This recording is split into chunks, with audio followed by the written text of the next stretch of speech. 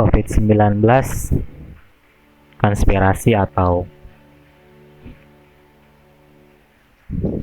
banyak banget sekarang para influencer, para orang-orang yang mempunyai fans-fans banyak, mempunyai followers Instagram banyak, dan pengikut-pengikut banyak yang sangat sedang menaikkan sedang membahas tentang teori-teori konspirasi yang berhubungan dengan COVID-19 ini. Sebelumnya gue pengen ngasih tahu sedikit aja sih pengertian konspirasi menurut KBBI. Konspirasi itu menurut KBBI adalah persekongkolan sekelompok orang dalam merencanakan sebuah kejahatan yang dilakukan dengan rapih dan sangat dirahasiakan. Pelaku konspirasi disebut dengan konspirator. Awalnya gue ngerasa nggak mau peduli dengan kondisi konspirasi kah atau apakah gitu, karena jujurnya itu ngebuat gue pusing dan ngebuat gue parno. Tapi lambat laun ternyata setelah gue ngeliat dari postingan-postingan, podcast, kemudian yang ada di sosial media, yang ada di media gitu, gue akhirnya sedikit tertarik dan berusaha untuk mencari tahu kenapa orang-orang bisa yakin banget dan akhirnya mengangkat teori-teori konspirasi itu saat ini gitu. Gue yakin orang-orang yang mengangkat teori-teori itu pasti punya keyakinan dan pasti sudah mengamati secara detail dan secara dalam. Kemudian gue berusaha untuk memahami makna-makna dari teori-teori yang selama ini ramai diperbincangkan gitu. Terus setelah gue tahu dan gue baca atau gue dengerin atau gue tonton teori-teori itu, jujur awal yang keluar dalam pikiran gue adalah gue ngerasa takut. Gue ngerasa kayak jir, ini terjadi di sekitar kita dan iya banget gitu, kayak bener-bener terjadi. Dan apa ya, dan kalau gue sebut itu suatu hal yang mengada-ngada juga gue ngerasain ya. Salah satunya adalah kayak kita nih lagi dikendalikan sama seseorang yang gak kelihatan, dan seseorang itu punya peran penting di dunia ini gitu. Dan gue gak mesti jauh-jauh ngebahas di luar sana ya, maksudnya orang-orang yang benar-benar punya peran itu gitu. Hal kecil aja, kayak gue ngerasa di Indonesia ini ketika lu punya duit, lu punya kuasa, lu punya satu hal yang hebat, lu bisa manfaatin itu untuk ngendaliin sesuatu gitu. Lu bisa menciptakan sesuatu hal yang yang orang lain nggak suka dan lu suka, lu bisa ngelakuin hal itu gitu. Dan bahkan kadangkala ada orang yang udah psycho banget, dia ngelakuin tindakan yang nggak penting banget buat dirinya sendiri, buat ngebahagiain diri sendiri, sampai-sampai dia harus ngerugiin dan menghilangkan kebahagiaan orang lain gitu. Dari hal itu gue mikir kayak oke lah, itu mungkin bisa aja terjadi dan memang saat ini terjadi menurut gue gitu. But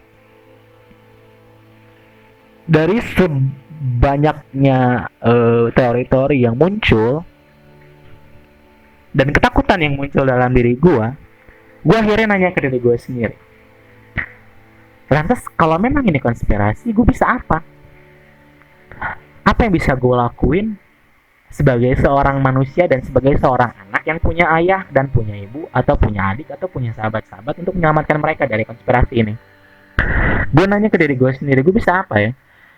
Apa sih yang bisa dilakukan oleh orang kayak gue ngelawan mereka yang duitnya banyak banget dibandingkan gue, yang kuasanya lebih hebat dari gue, yang usianya mungkin lebih tua dari gue, yang pengalamannya lebih hebat dari gue?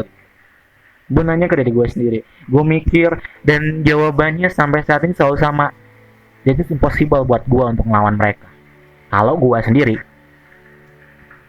Akhirnya gue coba mikir, kalau gue buat koloni buat ngelawan mereka, pertanyaannya, koloni yang gue buat manusia juga dan sama statusnya kayak gue gini juga, kayaknya itu juga nggak akan bisa ngelawan mereka.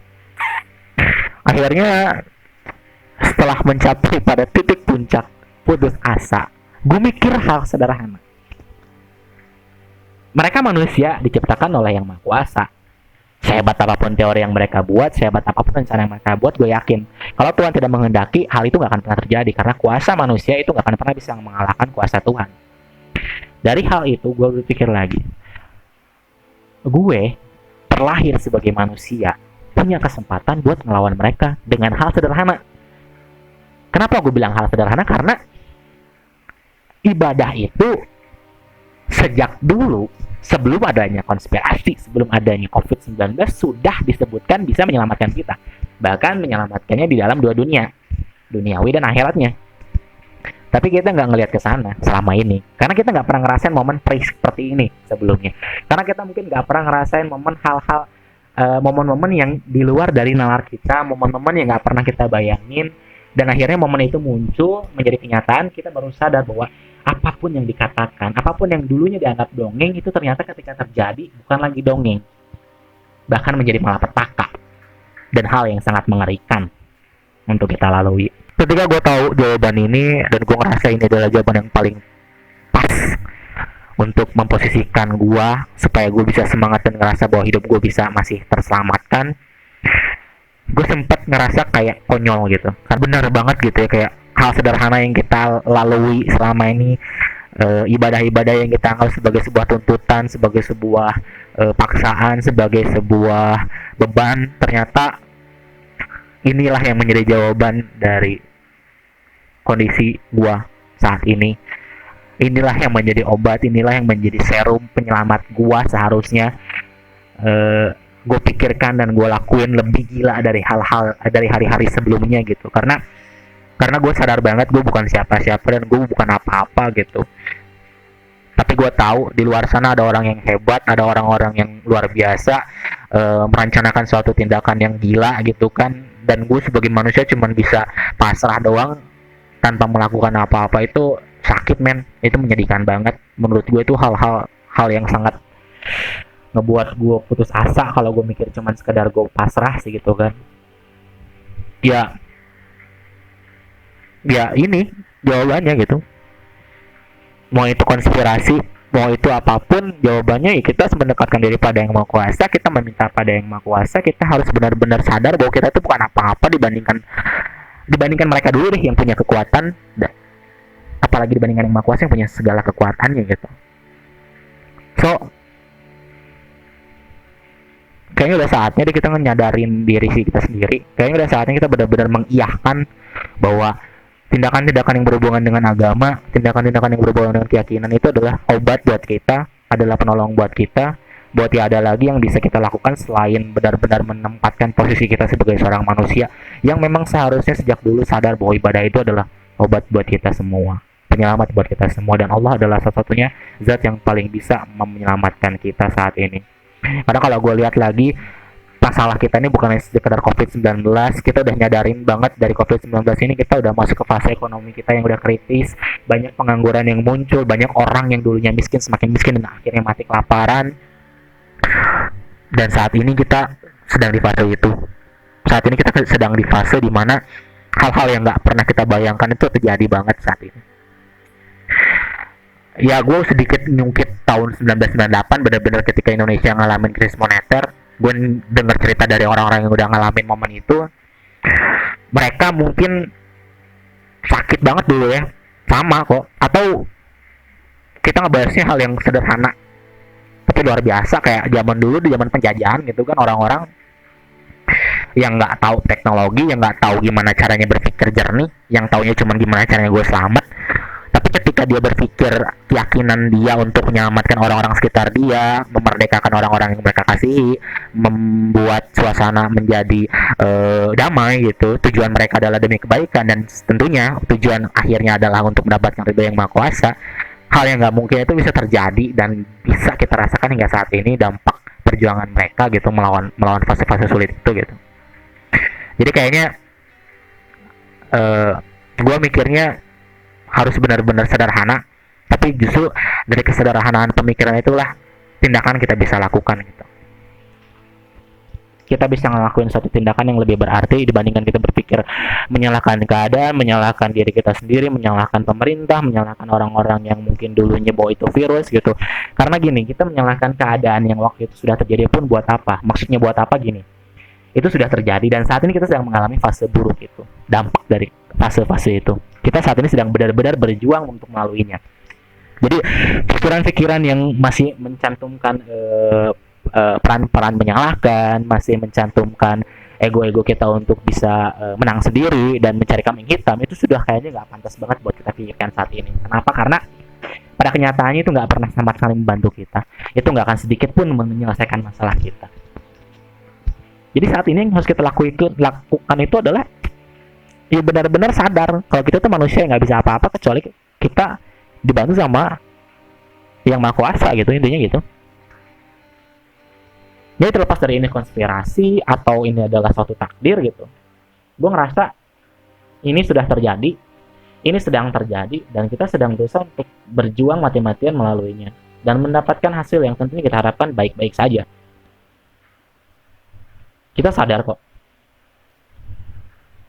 kita sebenarnya sadar banget sebelum COVID-19 pun kita sebenarnya sadar banget bahwa kita tuh bukan apa-apa. Cuman kita selama ini hanya menempatkan posisi pada situasi kita kuat melawannya, kita pura-pura sok jago dan sok pinter, kita pura-pura sok hebat, kita pura-pura bisa melaluinya tanpa ada pertolongan yang maha kuasa. Karena posisi waktu itu mungkin nggak kayak gini gitu. Tapi saat posisinya kayak gini kita ngomong apa? Gitu. Kita bisa bicara apa? Gue yakin kok. Setelah dari COVID-19 ini pasti akan ada hal-hal yang mungkin nggak pernah kita bayangin dan itu akan terjadi. Gue yakin banget. Dan kalau memang sebenarnya konspirasi ini bertujuan untuk mengangkat dan menunjukkan kekuatan dari si elit-elit itu, ini mungkin hanya suatu tindakan dan suatu rencana yang sangat sederhana. Karena gue yakin kita pasti bisa melalui COVID-19, tapi pertanyaannya setelah COVID-19 apakah ada lagi atau tidak? Dan bagaimana cara kita menanggulanginya atau menghindari, atau justru kita bisa mengobati sebelum hal ini terjadi, mencegahnya gitu.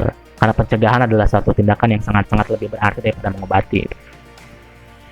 Langkah-langkah sederhana yang bisa gue sampaikan ke diri gue sendiri adalah gue harus benar-benar bisa ngebuka mata gue harus benar-benar bisa menjadi manusia yang gak hanya sekedar mikirin diri gue sendiri, gue benar-benar harus menjadi orang yang cerdas, gue harus benar-benar memikirkan bagaimana memposisikan diri gue di depan nanti supaya gue bisa menjadi bagian dalam perjuangan dan menyandang status pejuang untuk membela dan menyelamatkan sahabat-sahabat gue, keluarga-keluarga gue, orang-orang yang gue cintai gitu. Itu yang saat ini sedang gue pikirkan. Karena setelah COVID-19 selesai dan kita tidak mendapatkan makna yang baik buat hidup kita, itu gue rasa nggak ada manfaatnya gitu. Karena semakin kita dikasih ujian, itu semakin kita harusnya berpikir bahwa dari ujian itulah kita diharuskan untuk bisa berhasil melaluinya, dan setelah kita berhasil melaluinya kita pasti tentunya akan mendapatkan bekal dan pembelajaran yang seharusnya kita nggak perlu lagi mengalami hal yang sama atau ujian yang sama gitu. Jadi COVID-19 ini mungkin bisa jadi adalah obat sebenarnya. COVID-19 ini mungkin aja sebenarnya hal yang memang kita butuhkan gitu. Hal yang memang seharusnya terjadi. Karena kalau nggak ini terjadi, mungkin kita nggak akan pernah berpikir seperti ini. Mungkin kita nggak akan pernah bisa jadi manusia yang sadar bahwa kuasa Tuhan itu luar biasa gitu. Bahwa ada orang yang lebih hebat dari kita. So, guys,